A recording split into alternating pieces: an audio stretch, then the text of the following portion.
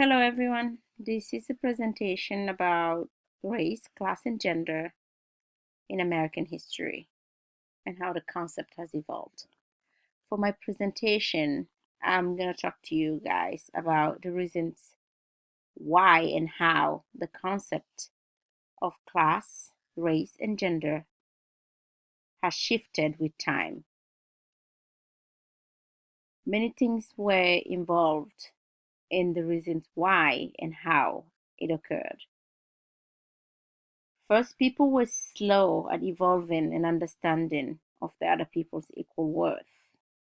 The civil rights and women's rights movement played huge roles in changing people's mind.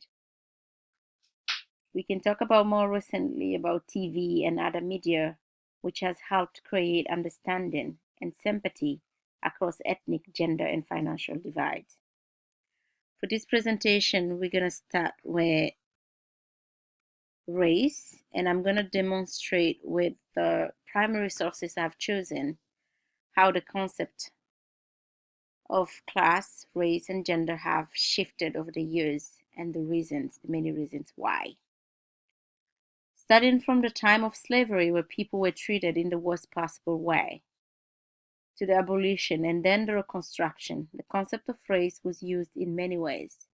White people use a biological difference to justify their action of buying human beings, transporting them through abominable conditions for months to work into their plantation.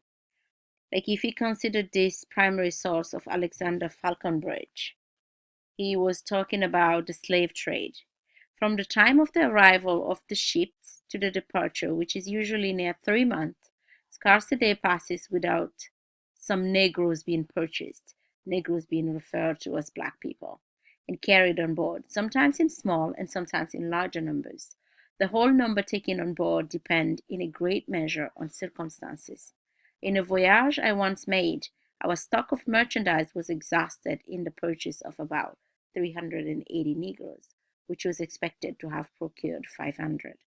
The number of English and French ships then at Bonny had so far raised the price of Negroes as to occasion this difference. So you can see how slavery, people were mistreated. They were transported in the worst possible way and treated like animals. When it comes to class, no, let's go back to race for a second and let's talk about this picture of Rosa Parks in the Montgomery bus. This picture was all about a woman who refused to stand up from her seat so that a white person can sit down, which caused her to be in trouble and led later on to the civil rights movement.